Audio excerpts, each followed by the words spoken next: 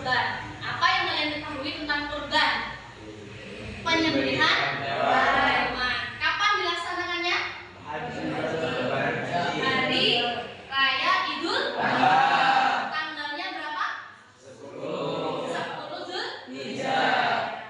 Jadi kurban adalah ibadah yang diperintahkan oleh Allah Subhanahu wa Ta'ala. Bahkan sejak Nabi Adam alaihissalam. Jadi sejak Nabi Adam alaihissalam itu sudah ada syariat kurban. Hal ini dapat diketahui dari kisahnya anak dari Nabi Adam, yaitu siapa? Ya, Qabil dan Habil. Jadi dari dua putra Nabi Adam tersebut, di mana salah satu kurbannya itu mereka tidak diterima karena unsur ketidakikhlasan. Jadi kurban yang tidak diterima kurban milik siapa? Qabil, karena dia tidak ada unsur keikhlasan. Selain peristiwa itu, ya demikian juga dengan peristiwa dari Nabi Ibrahim. Nabi Ibrahim dan anaknya siapa? Nabi Ismail alaihissalam. Jadi keduanya merupakan hamba Allah Subhanahu wa Ta'ala yang taat dan pantas untuk diteladani. Keduanya merupakan hamba yang memiliki keikhlasan dalam mengabdikan diri kepada Allah Subhanahu wa Ta'ala. Atau definisi dari kurban, kita akan belajar lebih dalam apa makna dari kurban. Perintah kurban disyariatkan oleh Allah Subhanahu wa Ta'ala.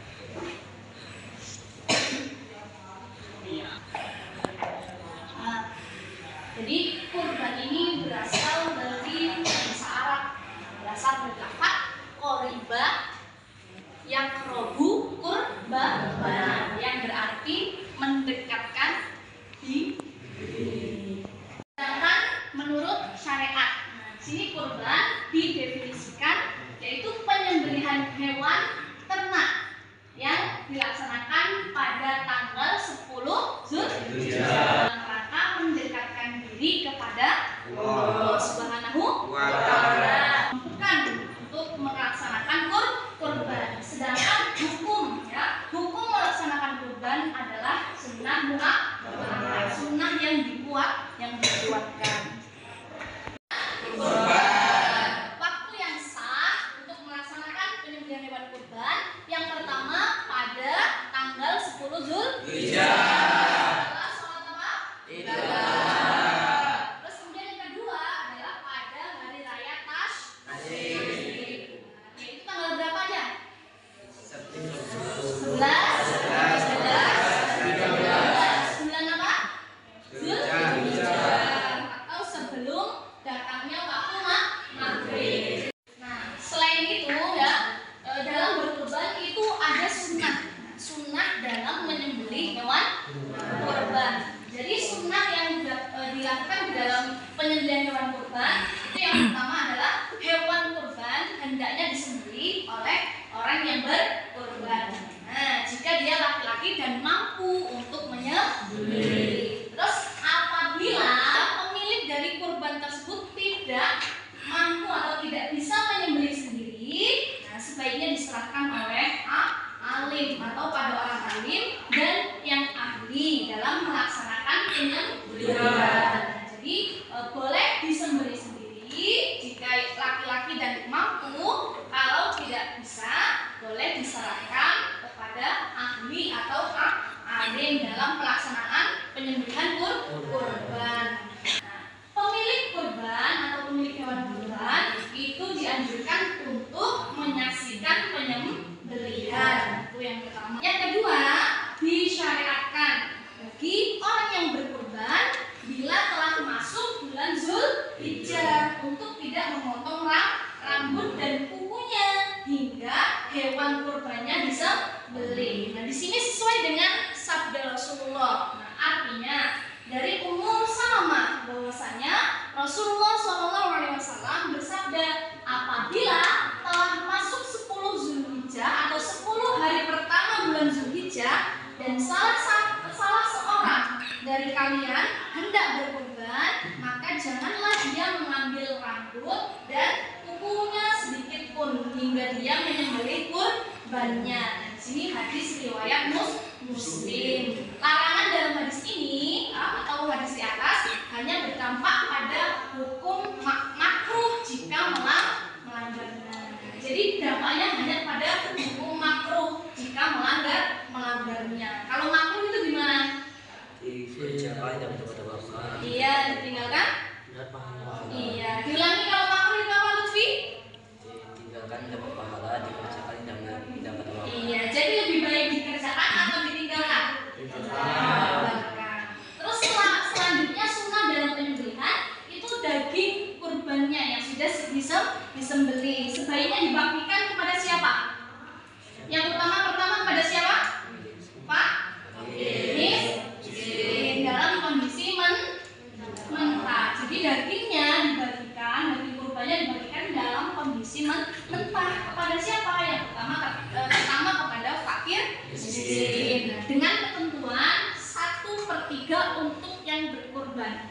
Pertama 1/3 untuk siapa?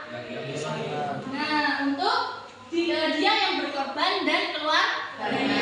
Yang kedua 1/3 untuk fakir miskin. Terus 1/3 untuk tetangga sekitar atau disimpan agar sewaktu-waktu bisa dimanfaatkan. Tapi jika bisa langsung dimanfaatkan itu lebih baik. Jadi tujuan pembagian ini untuk mengikat apa? Tali silaturahmi. Jadi sesuatu yang kita berikan kepada orang lain akan ada doa baik yang diberikan orang lain kepada kita. Jadi ketika kita berbuat baik maka akan kembali dalam bentuk kebaikan.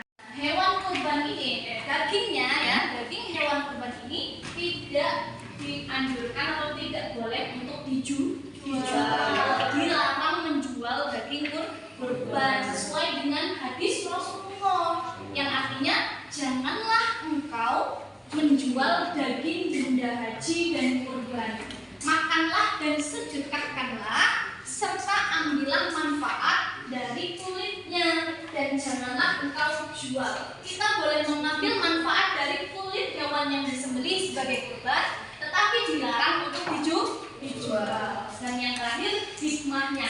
Apa yang dapat kita ambil di dalam Allah mensyariatkan kurban? Yang pertama, bersyukur ya. Jadi ketika kita berkorban itu meningkatkan rasa syukur. Tanda kita bersyukur atas segala nikmat Allah yang diberikan. Terus yang kedua, menghidupkan syariat Nabi Ibrahim yang patuh terhadap perintah Allah. Jadi selanjutnya mengikis sifat tamak. Kalian tahu sifat tamak? Apa sifat tamak itu? Iya, serakah, kikir, pelit, bakhil. Nah, itu dimiliki oleh orang-orang yang memiliki sifat tercela. Kira-kira kalau kita hidup dalam lingkungan orang yang pelit, hidup dalam lingkungan orang yang kikir, kita senang atau tidak? Tidak.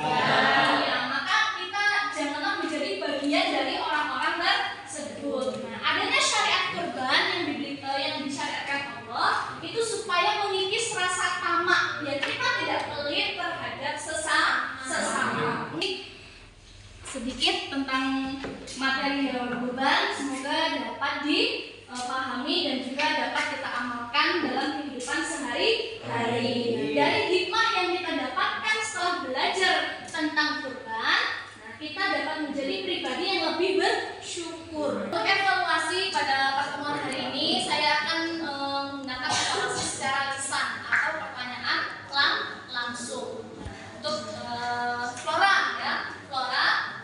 Jadi dalam syariat Islam itu terdapat syariat yang bernama kurban, di mana peristiwa tersebut diawali atau dimulai oleh kisahnya Nabi siapa?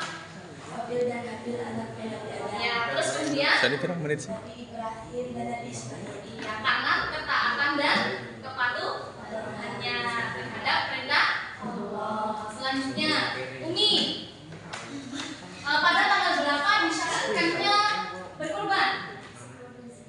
10 Zulhijjah. Terus, nah dalam bahasa Arab ya, makna kurban itu berasal dari kata apa? Atau berasal dari lafaz apa? Yang berarti apa? Iya, terus selanjutnya sada. Hukum ya, hukum dari berkurban bagi umat Islam itu apa? Sunnah muakkad. Ya, terus selanjutnya yang sah ketika seseorang akan melaksanakan berkurban. Yang pertama, terus yang kedua, pada tanggal berapa? Iya, benar. Tepuk tangan buat semua. Tupi. Nah, bagian daging kurban yang diterima oleh pemilik kurban dan saudaranya atau keluarganya itu berapa bagiannya? 1/3.